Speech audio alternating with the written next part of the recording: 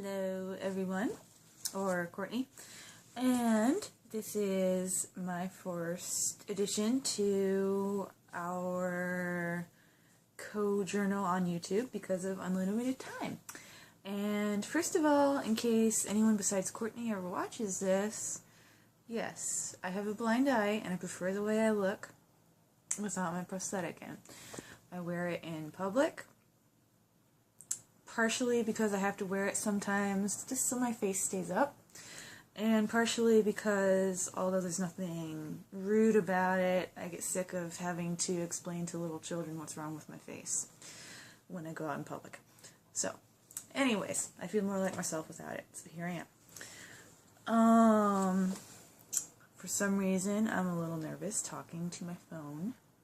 So I'm just going to be myself because, like Courtney said, she and I are a little weird, and that's one of the reasons we are best friends. And I met her at a game shop, which, if you are a cool person, you probably don't know what that is, but that's where you go to meet people who play Dungeons and Dragons.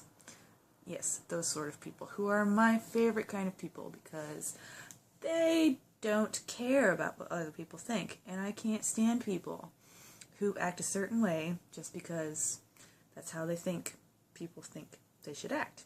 I think it's ridiculous, and that's why I hated being a teenager. Anyways, one thing Courtney mentioned was our love for unicorns. I'm going to explain that for you. We were in the car, and Courtney was taking me somewhere because I had an emergency and I needed to go somewhere, and for some reason we started talking about how cool it would be if we had enough money, we would open up a shop in our town and we would sell all things unicorn. And I think it might be successful because you don't see unicorn stuff very often. You don't go to Rite Aid and see a unicorn pen. If I did, I would buy it. Unicorns are not just for babies. Unicorns are a choking hazard for babies. So anyways, we started talking about how we'd open our own store and how we'd build houses next to each other so that we could see each other anytime we wanted, which would be wonderful. I wish we lived together. I really do. And then I know we're not going to talk too much about our children, but I don't see how this is embarrassing at all. So Courtney's daughter said it best a few weeks ago. They were at a thrift shop, and Courtney's daughter, being the sweet, amazing, smart girl that she is, told the lady at the register, please let us know if you have any unicorn stuff and save it for us, because myself, Courtney, and Laura love unicorns because they're cool and they remind us that we love each other. And that is very true. She said it perfectly. I couldn't have said it better. So I made a list of things to talk about, so I am rambling, but I have a little bit of structure. Other thing, Courtney, the little bat that you had is really cute, and I had a few ideas for a name. I've been thinking about it today as I've been stuck on the couch with these ridiculous teeth popping out. I'm 27. Aren't I done with teeth popping out? No, now I get to have them removed. So names for the bat. I was thinking something with like a V or a Z in it, like Methuselah, or Vincent, or Boromir, who is really hot in the movies. I didn't like Boromir. I thought he was kind of weak and wimpy. But man, I had a crush on Boromir. Faramir, I'm sorry. If you don't like any of them, that's cool, but I thought they were cool names for a bat. The next thing on my list is, yes, we are kind of weird. And that is why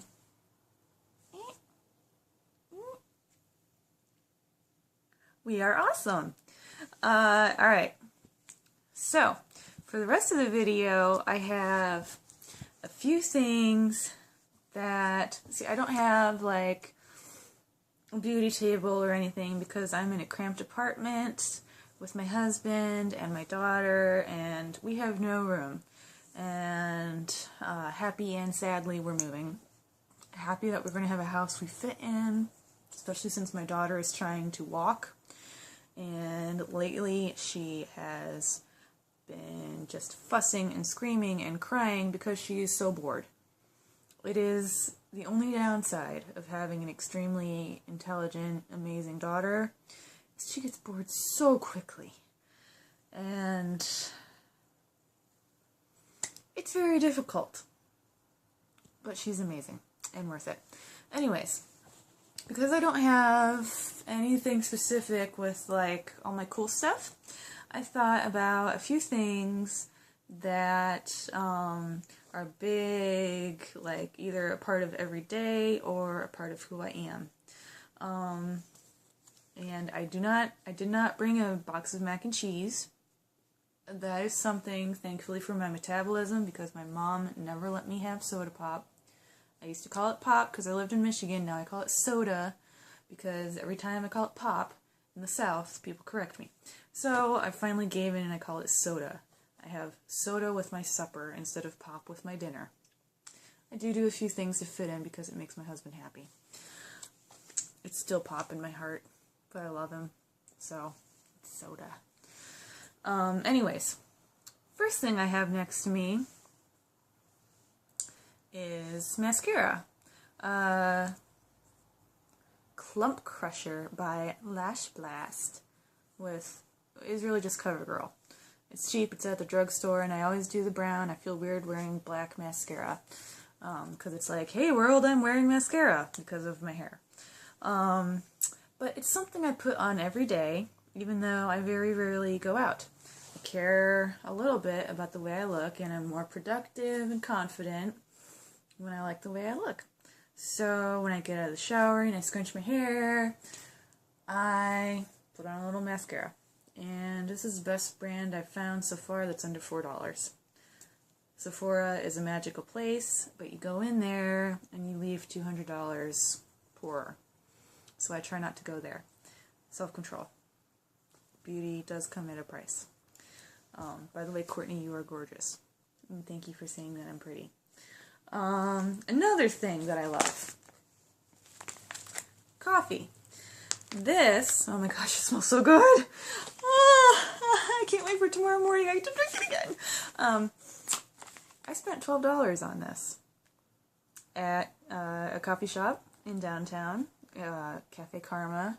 Go there. If you are nearby, just Google it and you'll see if you're nearby. I don't want to say where I live just because I've had enough people warn me about dangers of the internet. This is Dead Man's Reach. It was whole bean, but my grinder is still at my parents' house, so she ground it for me. And it is their famous high-speed blend, dark roasted with a sweet bite. Echo Correcto coffees make up this cult classic. It really is fantastic. You say, why on earth would someone spend $12 on 12 ounces of coffee? Well, this stuff is so amazing. You put 3 tablespoons and it makes an entire pot of some of the best coffee ever. I love it. And I'm very money conscious. You know, I only buy stuff on sale, but I only have one life to live and I love coffee. And when you think about it, I would dump a lot more of that Folgers stuff into my coffee pot than I would this. So I'm spending about the same and experiencing something that is like a religious experience rather than, holy crap, my baby is crying, I need caffeine now. I didn't drink coffee, as soon as I had a suspicion that I was pregnant. I quit coffee before I even knew, and I didn't drink it while I was breastfeeding. And then I decided, oh my gosh, this mother stuff is exhausting. I give up. Yeah, it's nice waking up on my own, but I prefer coffee. It's delicious. I like it. And it's really not that bad for you. I mean, there's a lot of things that are a lot worse. Coffee doesn't give you cancer. I'm pretty health conscious. I don't feel guilty about coffee. Yay, it constricts my blood vessels for a little while. I haven't died yet. Now, I'm already 9 minutes and 57 seconds in, but I really wanted to talk about this book that I talked about with my therapist last week. Yes, I do see a therapist because I have a lot of thoughts in my head and I don't know what to do with them sometimes. Maybe this will help. And I have very intense emotions and I don't quite understand where they come from sometimes. Anyways, The Bell Jar by Sylvia Plath. I have read this book probably 18 times now. It is the first book where I read it and I said, oh my gosh, finally there is a person who understands me. And I'm just going to kind of give you the conversation I had with my therapist. So she said, well, why does that book speak to you so much? And I said, well, that part was, so she's in a little background. She's a writer and she got selected to write for a magazine. This is in the 50s. And so she's in her early 20s, like 19, I think it starts, she's 19 and ends when she's like 20. But she goes to Manhattan for the first time and she has her leather pumps and she's in this ritzy hotel eating these amazing 5-course meals and stuff. And all these women are at the table and they're talking about how magical Manhattan is and, ooh, I met this boy and look at my, makeover and my perm, oh! And she talks about how she'd much rather, everything is just a blurry noise around her, and she would much rather just stare at her bowl of soup and see how it gets blurry when she stares for a certain amount of time.